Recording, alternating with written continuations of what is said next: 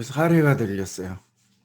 아, 다시 오늘 투기 근절하고 농지제도 개편에 따라서 급격하게 변하기 때문에 이 투자 위기를 기회로 만드는 농업인을 올해 만들어야 되겠다 하는 겁니다. 그래서 농지를 가진 사람은 어떻게 하고 새로 농지를 투자하려고 하는 사람은 어떻게 해야 될 것인지 이런 것들을 좀 해야 되겠어요. 그래서 아직은 이 뭐 제도 개선이나 법령이 다 만들어진 건 아니지만은 올해 이걸 만들어야 되기 때문에 해보신 분들은 아시겠지만은 농지 투자를 해가지고 그 다음에 농업인을 만드는 데까지 걸리는 시간이 적어도 한 3개월 정도는 걸리거든요. 그렇다면은 지금 그렇게 시간이 많이 있는 시간이 아니에요.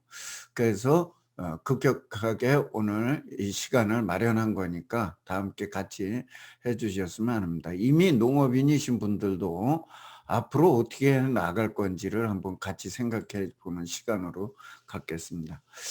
들어가기 전에 먼저 부동산 근절매 방지 대책에 대해서 나왔던 것들이 4대 영역 20대 과제로 나왔는데 크게 얘기해서 예방 대책인데 이제 여기에서 투기적 토지거래 축소하고 그다음에 심사를 좀 강화하겠다는 거. 적발 대책으로 가서 좀 더 내부적으로 조사나 신고 포상 제도를 해서 하겠다는 거. 그다음에 처벌은 갖다가 이런 관련 행위를 한 것들에 대해서 처벌을 좀 강화하겠다는 거.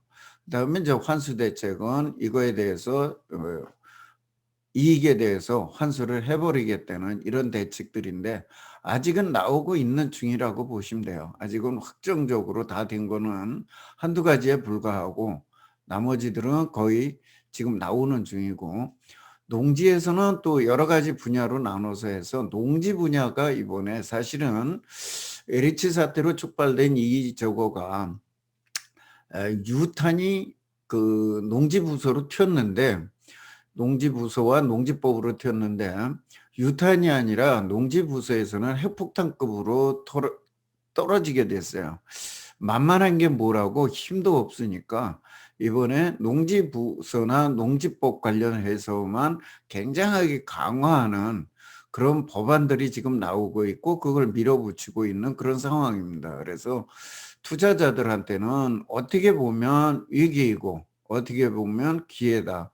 그래서 이걸 아는 사람은 기회가 될 거고 모르고 있는 사람은 위기의식으로 느끼고 회피하거나 이렇게 될 수 있습니다. 그래서 그런 부분들을 한번 살펴보고 오늘 강의는 그래서 앞에서 잠깐 이런 대책들이 어떤 것들이 나오는 건가를 일단 살펴보고 나서 그 후에 농지 투자를 지금 어떻게 해야 되는지 또 농업인을 어떻게 만들어 가야 되는지에 대해서 다시 한번 정리를 해 드리려고 합니다.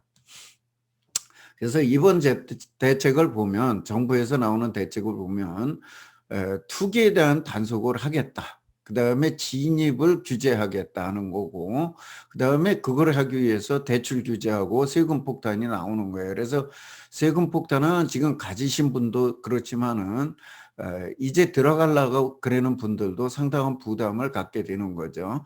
그다음에 이제 그렇게 함으로 인해서 거래가 단절되고 또 그로 인해서 메뚜기 투자가 극성을 부리겠다 그랬는데 이건 쉽게 팔딱팔딱 뛰는 투자로 되는데 안 되는 데를 따라서 많이 뛰어다닐 수 있겠다 하는 겁니다. 그리고 그동안에 그 대책들이 한 2년 반 동안 25번이 나왔다 그러지만 거의 모든 대책이 아파트 위주에서 주거용 위주에서 이번에는 땅으로 오게 됐다.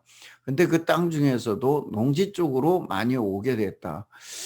이렇게 되는데 이거를 위기로 보고 있으면은 뭐 화장터, 죽음터가 되겠지만은 결국 돈 있는 사람들의 놀이터가 될 것이다. 그러니까 이걸 기회로 삼는 사람들에겐 놀이터가 될 것이다. 이렇게 보자는 겁니다. 그래서 거래 조사 및 단속에 대한 거 간단하게 다시 살펴보면 전담 조직을 만들고 그다음에 집중 단속을 하고 포상금제를 강화하겠다는 것. 여기에서 사실은 어떻게 보면 무서운 것이 이 정보기관에서 만드는 이런 조사 더 무섭지만은 제일 무서운 것은 이 포상금지로 인한 신고, 이웃에서 서로 그 신고하는 이런 것들이 사실은 더 무섭습니다. 그래서 이런 부분에 좀 신경을 더 쓰셔야 되고 관리에도 좀 신경을 쓰셔야 되는 그런 부분이 있다. 그다음에 뭐 공무원이나 택지지구나 이런 데서의 그 조사를 좀 하고, 그다음에 이제 불합리하게 하는 것이라든가 기획부동산이나 상습투기자를 좀 더 걸러내는 작업을 하겠다, 이런 하겠다는 것이 지금의 목표고, 그다음에 처벌 대책으로는 그동안에도 뭐 안 한 건 아니지만은 거의 유명무실했었는데 형사처벌이나 또는 벌금 이런 것들을 굉장히 강화하겠다는 거예요.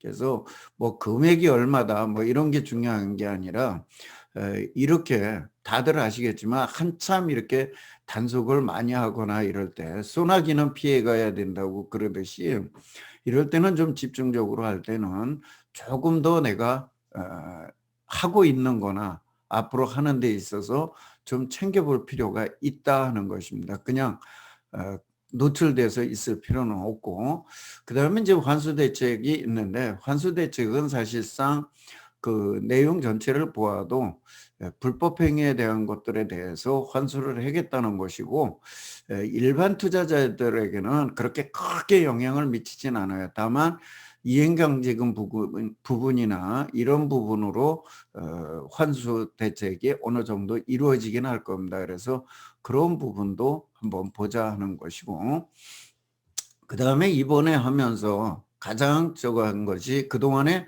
토지 쪽에서는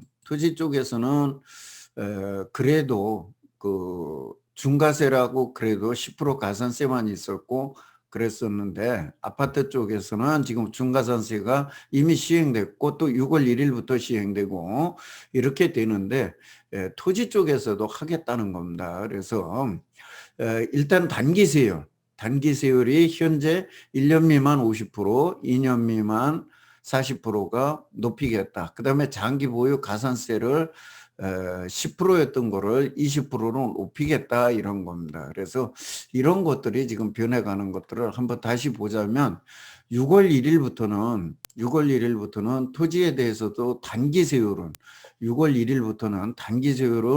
1년 미만짜리를 50%에서 70%로 20% 올리고, 그다음에 2년 미만 40%를 60%로 20%로 올리는 거예요, 지금. 그래서 여기 22일했지만 21년 6월 1일부터예요, 이게. 이렇게 되는데 토지 현재에서 사업용 세율은 6에서 45%, 그다음에 현재 비사업용 토지는 16에서 55%로 10% 가산해서 하는데, 내년 1월 1일부터는 20%를 가산해서 26%에서 65%로 하겠다는 겁니다. 그래서 이 부분이 굉장히 강화되기 때문에 비사업용 농지를 갖고 있는 경우에 특히나 유의를 해야 될 부분이다. 그래서 이제 그러면 이런 거에 대해서 어떻게 할 것이냐 해가지고, 현재 농지를 보유하고 있는 경우에는 어떻게 할 것이냐. 그래서 제촌작용을 하거나 작용을 하고 있거나 임대를 주고 있거나 타용도로 쓰거나 주말 체험 영농을 하고 있거나 이렇게 경우가 다 다르단 말이에요. 그다음에 이제 앞으로 농지를 투자하려고 할 때는 농업인인 경우하고 농업인이 현재 아닌 경우하고 또 접근하는 방법이 달라진다. 그래서 그런 부분에서 살펴보자는 겁니다. 네. 그래서 이번에 농지 투자 위기를 기회로 만드는 사람들은 괜찮을 텐데, 그렇지 못하고 위기로 느끼기만 하시는 분들은 또 한 번의 기회를 놓칠 수 있다. 그래서 이거를 잘 알고 대응을 해나가자. 그러기 위해서 현재 농업인이 아니라면 올해 농업인을 꼭 만들어야 된다. 이 꼭 만들어야 되는 이유는 새롭게 나오는 농지법들이 향후에 새롭게 농지를 취득하는 것을 굉장히 막고 있다. 그러니까 쉽게 접근하지 못하도록 하고 있기 때문에 올해 농업인을 만들어 두는 것이 나중에 농지 투자하는데 유리하기 때문에 그렇습니다. 그래서 이제 농지법 개선 쪽에서 보면 아까 뭐 쭉 봤지만은 다시 한번 보면 농지 취득할 적에 심사를 좀 강화하겠다는 거예요. 그래서 농지 취득 신청할 적에 정보 제공 뭐 이런 거는 크게 뭐 이거 어려운 거 없는데 농지위원회 심의 절차를 강화해서 좀 장벽을 조금 더 걸러내겠다는 거고, 그다음에 투기 우려를 차단하기 위해서 공유 취득하고 주말 체험 영농 농업법인에 대해서 취득에서부터 관리까지를 좀 더 강화하겠다는 겁니다. 그래서 불이익을 많이 주겠다는 것이고, 그다음에 이제 그런 것들을 또 제대로 농지를 안 하고 있으면 강제 처분이라든가 이행 강제금으로다가 압력을 가하겠다는 거고, 그다음에 특별경찰제를 도입한다거나 이렇게 해가지고 전체적으로 농지를 효율적으로 관리하는 방법들을 강구해 보이겠다는 것이 지금 농지법 개선의 주요 건입니다. 그래서 농지취득 자격 심사는 어떤 걸 했냐면 재직증명서를 이제 받겠다는 거고, 그다음에 농업경영체 등록증을 받겠다는 거예요. 그게 뭔 얘기냐면 지금까지는 신규 영농을 하는 경우에 그냥 이런 게 없기 때문에 그냥 제출하고 내가 농사 짓겠다고 하면 됐는데, 앞으로 지금 나오는 법령 개정안에서 보면 농업인으로 2년 이상 종사한 사람만 농지를 취득할 수 있게 하겠다는 거예요. 그러다 보니까 농업경영체 등록이 되어 있어야 되는데 이 부분이 지금 쉽지 않은 부분이다. 그래서 이 부분은 나중에 뒤에서 설명을 드리고, 자금 조달 계획서 이렇게 해서 그동안에 안 들어가던 서류가 더 들어가게 되고 이렇게 되는데, 어쨌든 이것도 조건을 맞추면 되기 때문에 그렇게 크게 염려할 부분은 아니지만은 어쨌든 진입장벽이 그만큼 어려워진다. 그래서 농업 경영체 등록이 필수이기 때문에 농업인들이야 상관이 없지만 향후에 하려고 그런다면 이게 굉장히 좀 어려운 부분이다. 그 다음에 공유지분 농지는 약정서와 도면 표시를 해야 되고, 그 다음에 지금 현재 나오는 안을 보면 2명 내지 3명까지는 아마도 허용할 것 같은데 그 이상이 되면 그것도 허용이 안 될 것 같습니다. 그래서 이 부분도 우리가 챙겨보아야 될 부분이다, 그런 겁니다.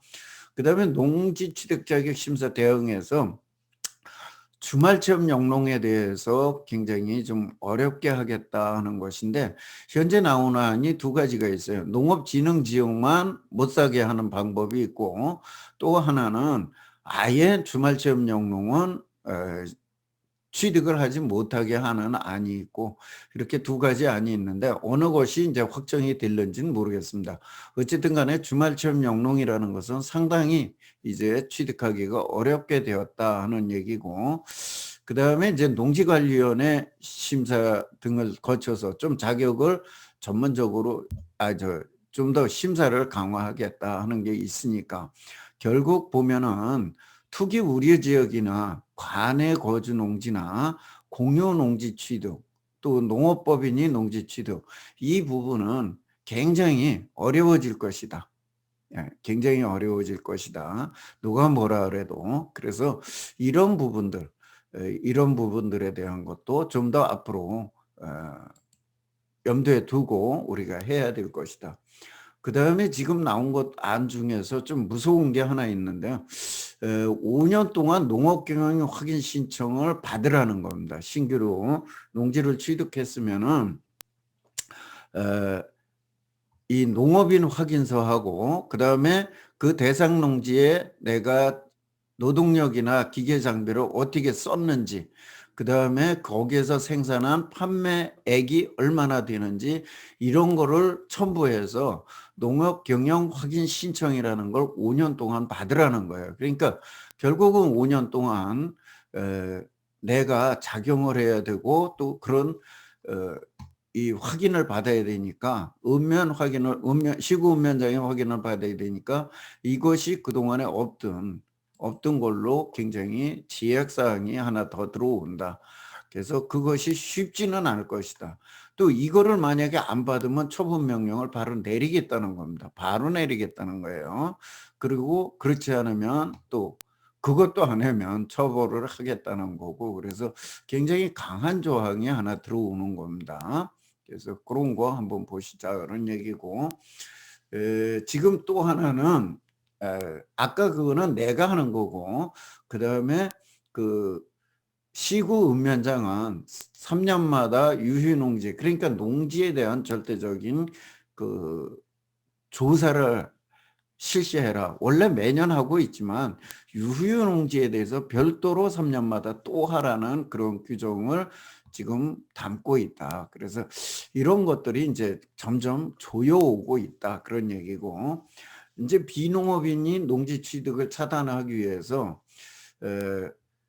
주말 체험 영농으로 하는 것은 이제는 임대로만 해라. 쉽게 얘기해서 임대로만 하고, 주말 체험 영농지는 취득을 해서 하는 거는 못하게 하겠다 하는 건데, 조금 더 무서운 게 하나가 여기서는 나왔는데, 상속이나 이농으로 농지를 소유하게 되는 경우에 처분해라 하는 겁니다. 그동안에는 만제곱미터까지는 소유할 수가 있었어요. 그리고 그 이상이 되면 저건데, 지금 이번에 나온 건요, 면적에 상관없이에요.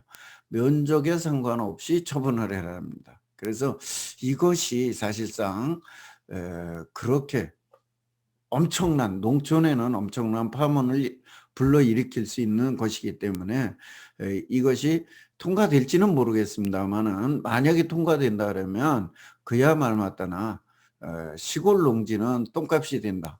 예. 아주 시골은 피폐화될 것이다 하는 얘기예요. 왜 그러냐면 여기 보세요. 기존의 처분 기한을 1년이던 걸 2년 안에 처분하라는 거예요. 상속받은 거, 또 이농한 거는, 이농이라는 것은 농사를 짓다가 힘들어서 다른 지역으로 이사를 간 경우를 얘기하는 거거든요. 그래서 60세 이상이 5년 이상 짓던 거를 갖고 가는 경우에 그대로 소유를 할 수 있도록 해준 건데, 그것도 처분을 해라. 상속받은 것도 다 처분을 해라. 그러면 결국 이거 살 사람이 누가 있어요? 농촌에 사는 사람들인데, 이 한꺼번에 물건을 쏟아지고 농촌에 사는 사람들이 저걸 받아줄 수 있느냐 그런 얘기죠. 굉장히 사회적인 무리가 일어날 수 있는 법입니다. 그 다음에 또 하나가 조금 취득을 어렵게 하는 것이 사전 영농 교육 100시간을 이수하라는 겁니다. 그래서 사전 영농 교육을 100시간을 이수하라 그러면 지금 현재 귀촌 귀농을 할 적에 사전 교육을 받습니다. 이 교육을 받는데, 이 교육을 받는 게 100시간인데 일반적으로 이 100시간을 채우는 게 거의 1년 정도 걸려요. 1년 정도 걸리는데, 그러면 앞으로 이렇게 사전 영농 교육을 받고 그 다음에 진입하는 것도 농업경영체가 2년 이상 있어야 되고, 이렇게 된다 그러면 진입에 굉장히 어렵다. 어렵다.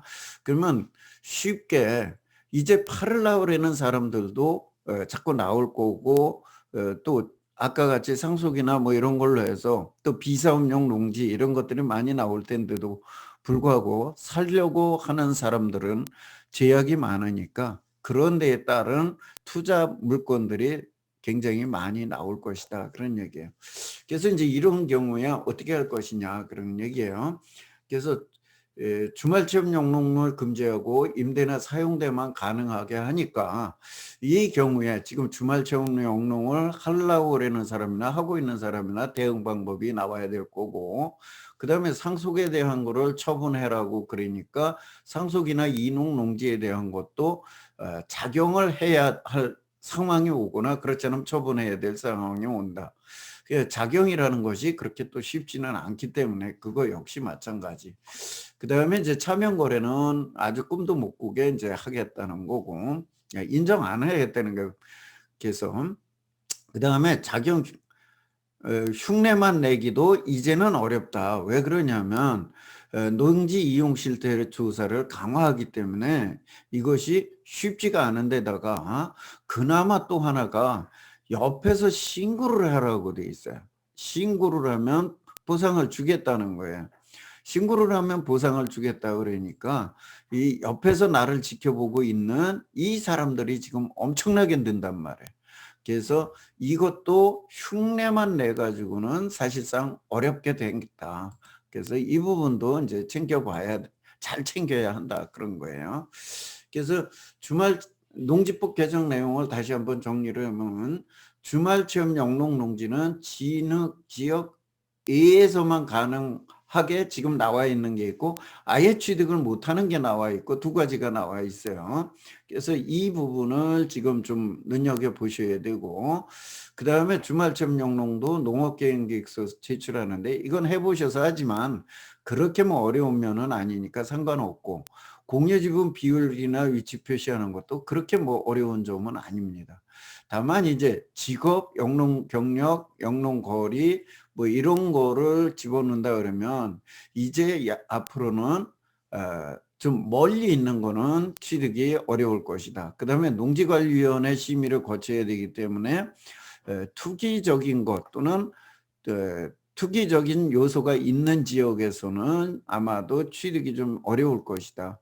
그래서 농지취득 발급 7일과 14일로 지금 만들어지는데 7일짜리는 아마도 농지관리위원 한두 명의 도장을 받을 것 같고 농지관리심의위원회 14일짜리는 투기가 우려되는 지역에 대해서 농지위원회 심의를 받도록 돼 있어요. 이렇게 되면 14일이 걸린다 이런 얘기고 그 다음에 이렇게 발급을 제한하는 것들을 아예 이제 법에다가 집어넣어서 하겠다는 겁니다.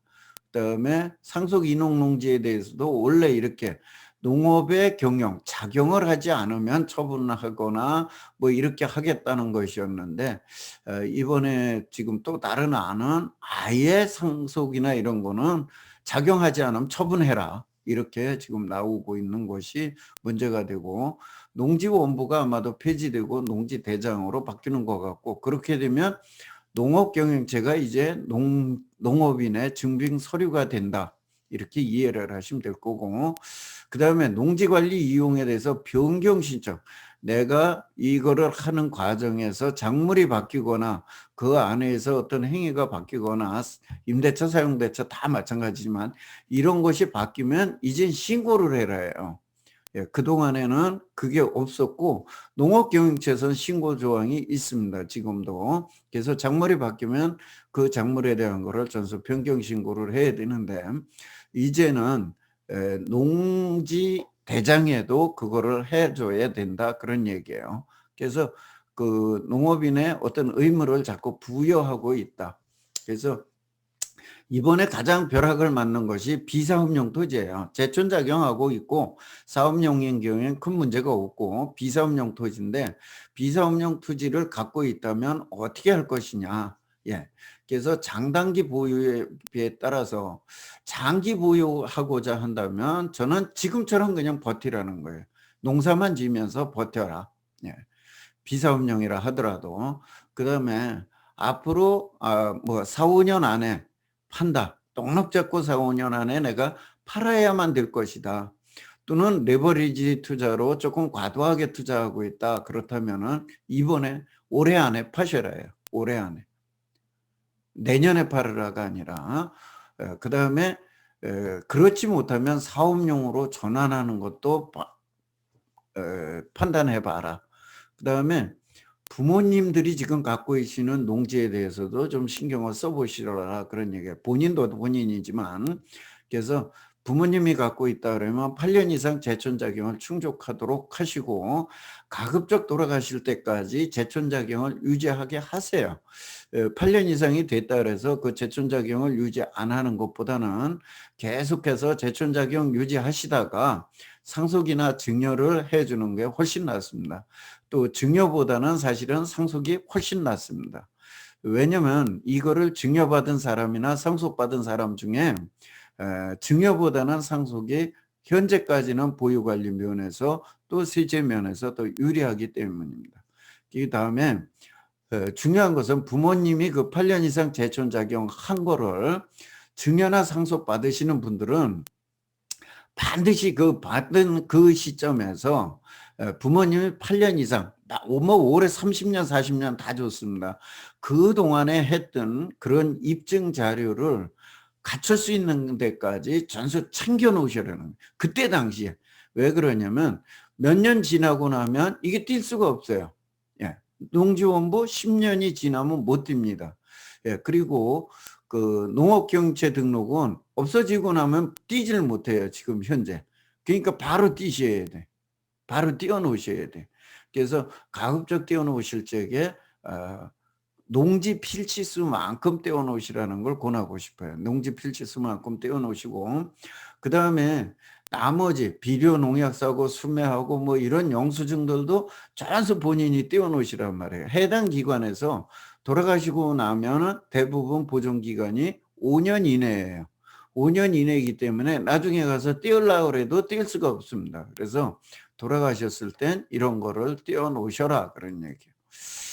그 다음에 이제 현재 농지 소유자 뭐 해서 이제 하나하나 좀 훑어보겠습니다. 현재 농지 소유자가 어떻게 해야 되느냐. 그 중에서 제촌작용을 하고 있는 경우라면 그냥 제촌작용 계속 유지하세요. 그 다음에 이왕이면 제촌작용하는 입증 자료는 최대한 많이 확보를 해 놓으셔라. 예. 최대한 많이 확보를 해 놓으셔라. 그래서 여기에서는 제가 농업경영체 등록하고 조합원 등록을 했지만 실제 뭐 이것뿐이 아니라 지금 현재의 농지원부 이런 것도 있고 농자재 구입 영수증 뭐 이거 하여튼 가지가지 100가지를 해 놓으셔라. 농사 짓느라고 들어간 돈은 그 다음에 수매나 판매 실적을 최대한 확보해라. 그 다음에 이제 절세 전략으로는 가급적 상속이라 그랬어요. 그 다음에 장기 보유를 했거나 양도 차익이 5억이 넘어가거나 이렇게 되었을 때는 배우자 증여를 한번 생각해 보시라는 거예요.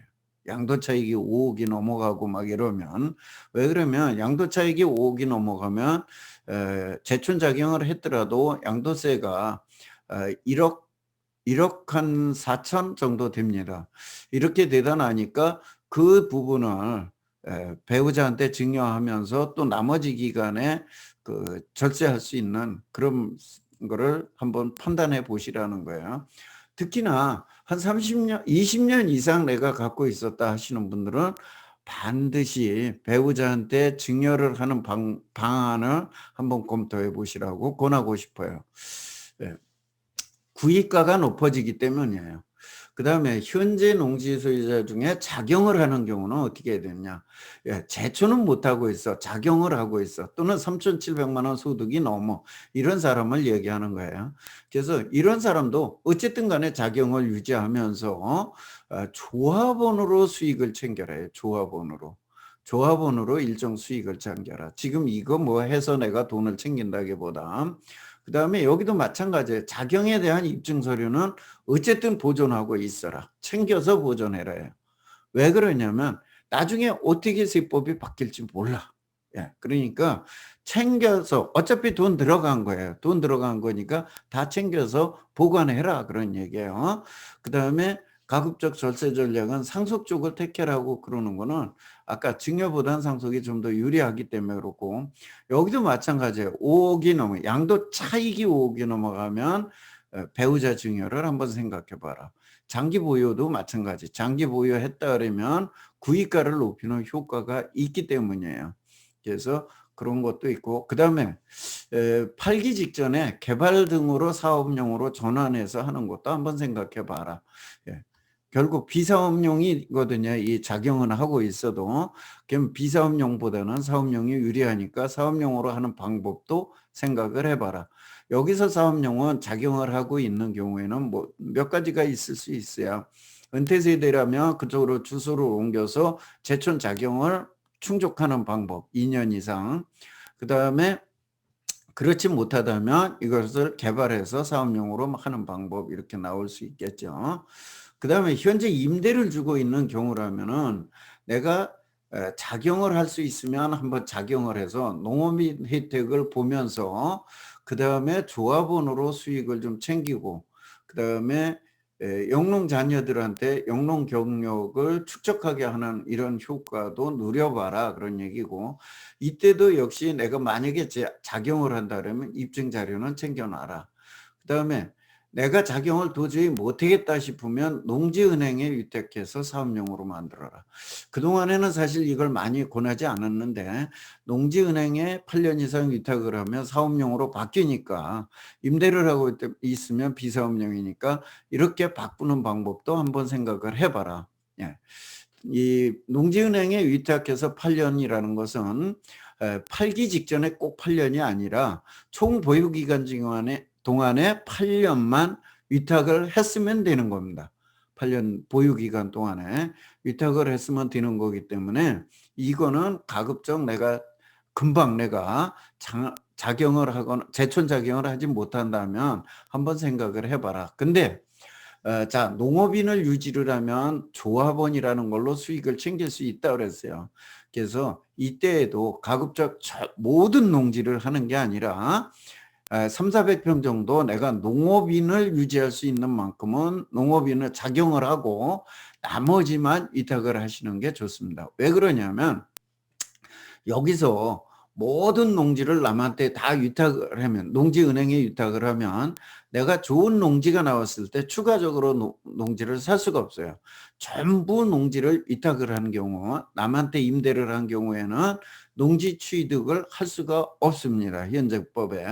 이렇게 되기 때문에 전부 위탁을 하는 것보다는 3,400평 정도 내가 농업인을 유지하는 건 그대로 하고 나머지 그 이상 되는 것들은 위탁을 하는 방법을 택하시기 바랍니다.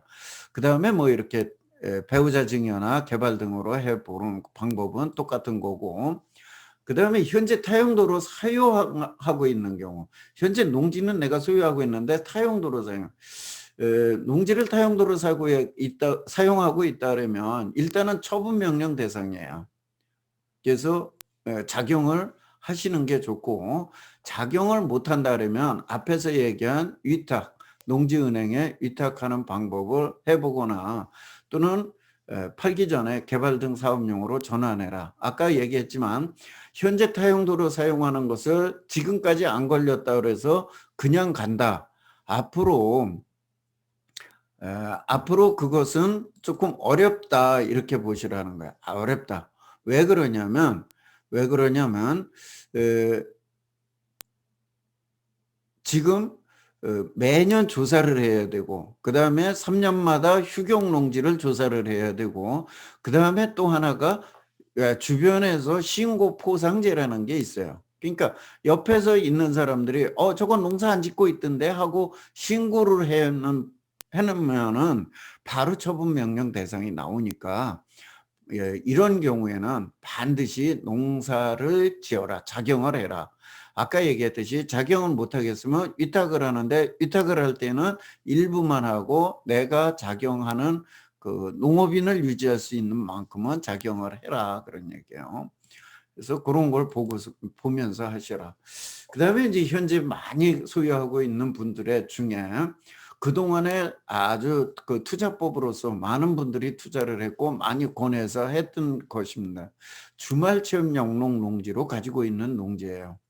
이 경우에는 일단은 사업용으로 만들어야 되는데 비사업용이니까 사업용으로 만들어야 절세가 되고 모든 관리에서 유리한데 농업인을 만들어라. 그러기 위해서는 1,000제곱미터가 넘도록 농지를 추가 구입하는 방법이 하나가 있어요. 하나가 있고 또 하나는 330제곱미터 이상의 시설을 설치하라 그런 얘기예요. 그래서 이 시설을 설치하는 것은 330제곱미터이기 때문에 한 400제곱미터 정도 되면은 하면 돼요. 그 다음에 이 시설을 했는데 꼭 한 동일 해야 되는 건 아니에요. 2동, 3동도 상관없다. 땅이 네모 반듯해서 좁아서 하면 3동, 4동을 해도 상관은 없다. 이거 하는 거는. 예. 그래서 합한 면적이 100평, 330제곱미터가 넘으면 된다. 그 다음에 매도 의사가 없다면 제촌작용을 충족하라. 이 주말체험 영농도 하면서 농사 지은 서류를 계속 구비를 하는 것이 굉장히 좋습니다. 좋아요.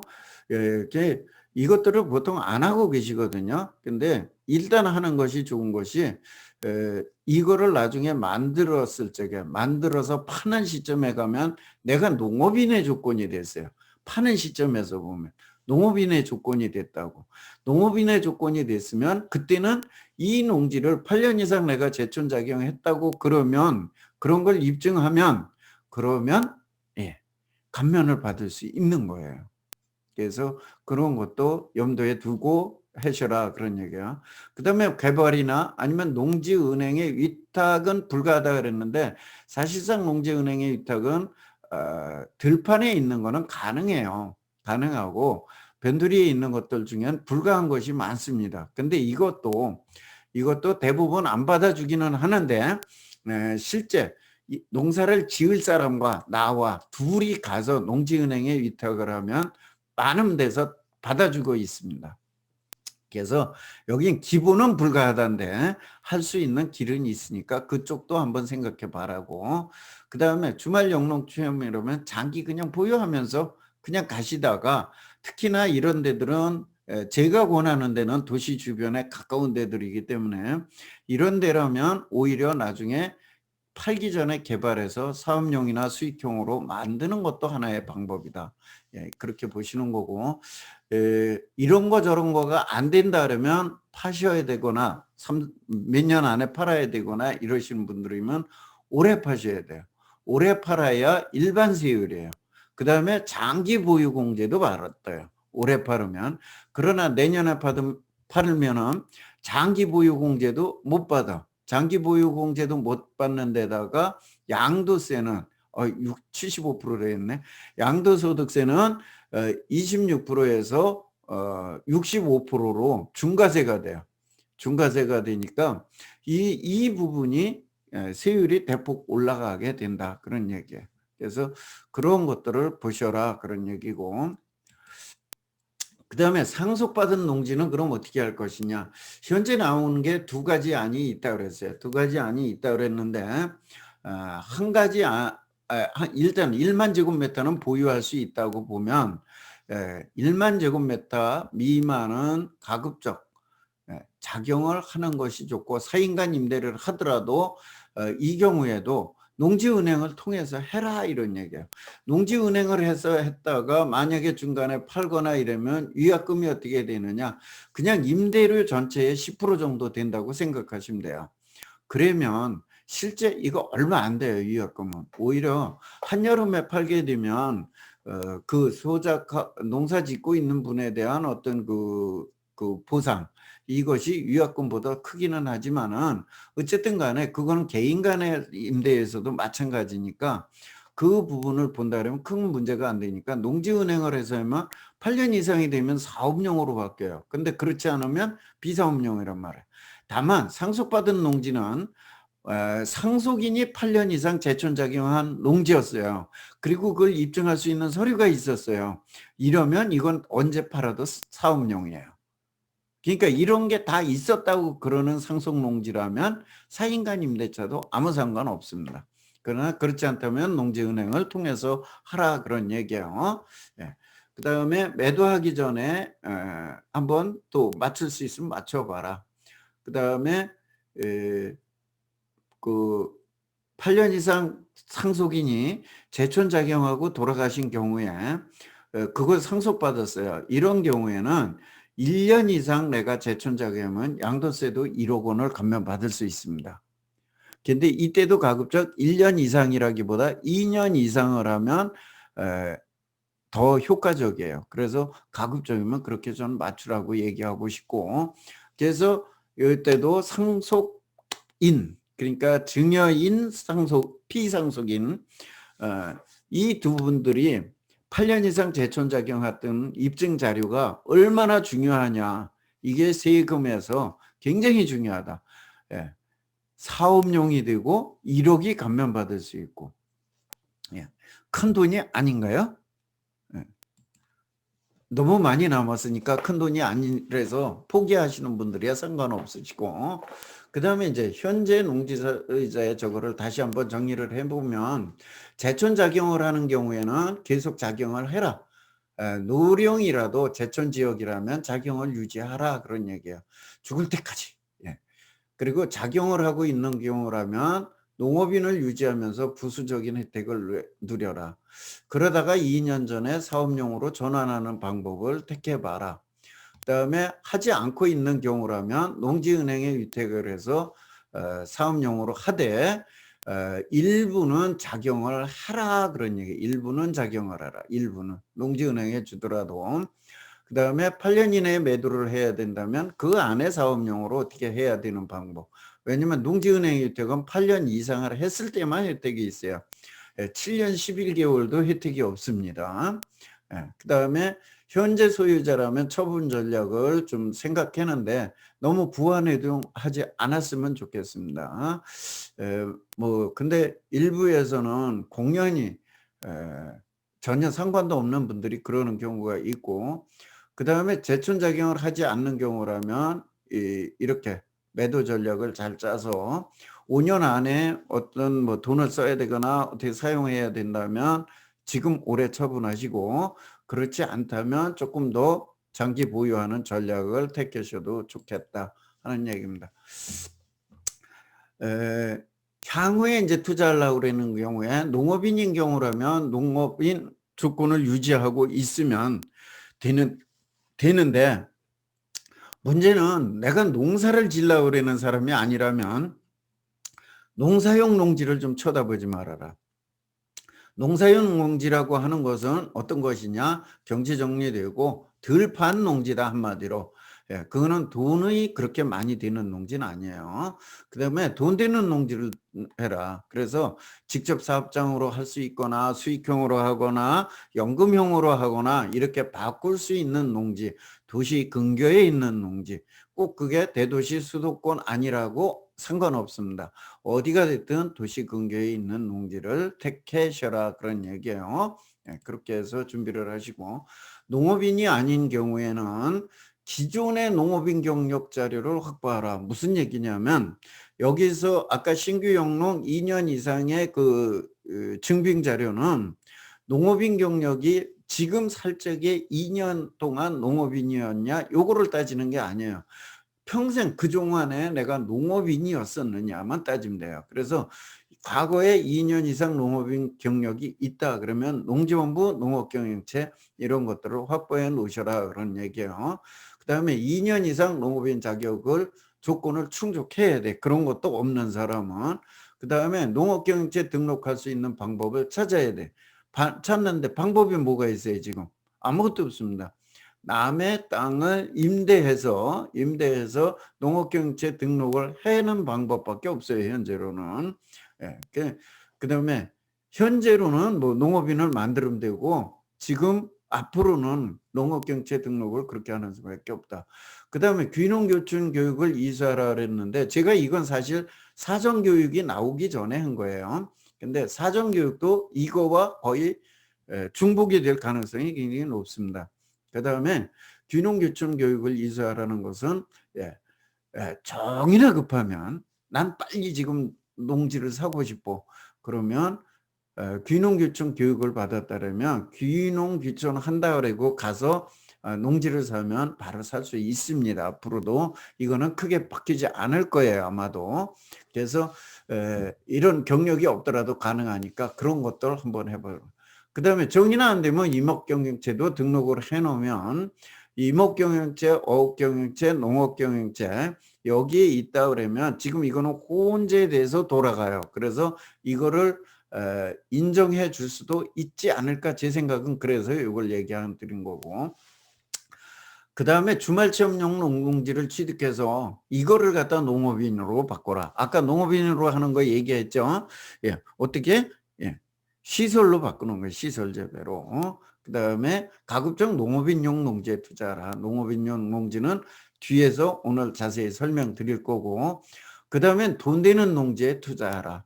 돈 되는 농지는 도시 근교에 향후에 사용, 수익, 그 다음에 농지연금 이런 용어로 활용할 수 있는 활용 가치가 있는 농지를 얘기하고 가치가 올라갈 수 있는 농지를 얘기해요. 결국은 농지 전용이 가능한 농지가 대부분이거나 아니면 개발 계획이 개발될 예정 지역에 있는 농지가 되겠죠.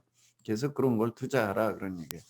이제 농지법 개선 방안 중에서 주요 내용을 다시 한번 정리를 해보면 취득 심사를 강화한다. 사전교육 100시간이라는 게 있다. 그다음에 농업경영 확인 신청을 5년간 제출을 해야 된다. 이런 게 있고 그다음에 주말 체험 영농을 비사업용 토지로 하고 신규 취득을 제한하겠다. 아예 못하게 하겠다는 것이고 상속 농지하고 인용한 농지는 작용을 안 하면 2년 이내에 처분하게 하겠다 하는 것이라서 이게 아주 귀추가 주목되는 그런 거고요. 그 다음에 신규 취득 농지는 3년 이상 작용하여야 임대차를 허용한다는 거예요. 그러니까 이젠 3년 이상인데 여기선 3년 이상이라 그랬지만 실제 이거는 보면은 자 농업경영 확인을 5년 동안 제출해라 그랬어요. 결국 5년 동안 작용을 해야 된다고 보셔라 그런 얘기예요. 그 다음에 농지 분할이 아마 앞으로는 조금 어려워질 수 있을 것 같고 현재 1000제곱미터 이하로의 분할을 제한하려고 그러는 것 같습니다. 그 다음에 농지 소유 및 이용에 대해서 전수조사 계속한다 그랬고 포상금제, 신고 포상금제가 있다 그랬고 그 다음에 처벌을 강화하겠다는 게 있다. 이렇게 됨으로 인해서 당분간은 농지 매물이 늘고 가격이 하락할 것이 예상된다. 그래서 올해는 비사업용 농지 매물이나 그 다음에 내년부터 상속 이농 농지의 출회가 많지 않겠느냐 이렇게 보여집니다. 그 다음에 주말체험 농지 취득 제한이 되면 소규모 농지도 가격이 하락할 수밖에 없어요. 비사업용 토지가 됨으로써 많이 물건은 나오는데도 불구하고 이거를 사줄 사람이 농업인들이 사줘야 되기 때문에 사줄 사람이 그렇게 많지 않단 말이에요. 이 수요층이 확 줄어든단 말이에요. 그러니까 오히려 내가 지금 농업인 조건을 충족하면 이런 걸 받아줄 수 있는, 받아 먹을 수 있는 그런 기회를 잡을 수 있다는 거예요. 그래서 위기냐 기회냐는 사람에 따라 다르다. 그래서 작용하지 못하는 매물도 내년부터는 많이 나올 거다. 이렇게 되는 거고 이런 기회가 투자 기회가 확대되면서 매물 잡을 기회가 많이 생기니까 올해는 농업인을 꼭 만들어야 되겠다. 또 만들어라. 현재 안 된 사람은 이런 얘기를 드리고 싶은 것입니다. 그래서 이런 매물이 출회될 것이라고 제가 얘기는 하지만 올해 사실상 그렇게 많이 안 나올 거예요. 제 경험칙상 그렇습니다. 또 내년에도 그렇게 많지는 않을 것 같습니다. 그러나 평시보다는 두세 배 많이 나올 겁니다. 평상시보다는 우리 보통 때보다는 두세 배 많이 나올 것이지만 지금 이거 한다는 대로 한다고 그러면은 한다는 대로 한다 그러면 이번 기회에 앞으로 그러니까 3, 4년 내에 이번 기회에 매물이 쏟아져 나온다면 평상시에 비해서 4, 5배는 나와야 돼요. 그렇게 매물이 나올 수밖에 없습니다. 없는데 받아줄 수 있는 사람은 과거보다 절반은 아니지만 거의 60, 70%로 줄어들어요. 취득을 할 수 있는 자격이 되는 사람들은. 오히려 멀리 있는 거 못하고 뭐 이런 거를 따지면 취득을 할 수 있는 사람은 50%로 줄어든다 이런 얘기예요. 매물은 2배에서 3배 내지는 4배에서 5배까지 증가하는데 앞으로 3, 4년 동안에 증가하는데 이거를 사줄 사람은 오히려 지금보다도 50% 이상 줄어든다는 얘기가 돼요. 그러면 그런 시장이 어떻게 되는지는 여러분들이 짐작을 해보시면 아실 수 있을 것이라고 봅니다. 그래서 결론적으로 농지 투자는 농지 소유자는 죽을 때까지 제천작용하라. 예. 사업용으로 전환을 해라. 아까 뭐 중간에 하든 어쨌든 그 다음에 농지은행에 위탁을 해라. 내가 작용도 안 되고 뭐 하고 그러면서 장기 보유 전략을 쓰고 가능하면 금년하고 내년 후에 추가 구입을 해라. 현재 농지 소유자는. 그 다음에 혹시 레버리지 투자나 이런 걸로 부담이 된다면 처분해라. 또 4, 5년 안에 돈을 내가 써야 된다면 올해 처분해라요. 그 다음에 신규 투자자는 올해 농업인을 만들어라. 왜? 내가 그래야 구할 수 있는 그 기회를 노릴 수 있기 때문에 그렇습니다. 그 다음에 내년부터 나오는 좋은 물건을 잡을 수 있기 때문이에요. 그래서 그렇게 하면서 농지 투자에 대한 것을 구입에서부터 처분까지 세금까지를 완벽하게 깨고 계시면 내가 어떻게 투자해서 어떻게 활용을 하는 것이 가장 좋은지를 아실 수가 있고 그거에 적절하게 내가 맞춰서 투자 관리를 하실 수가 있을 것이라고 봅니다.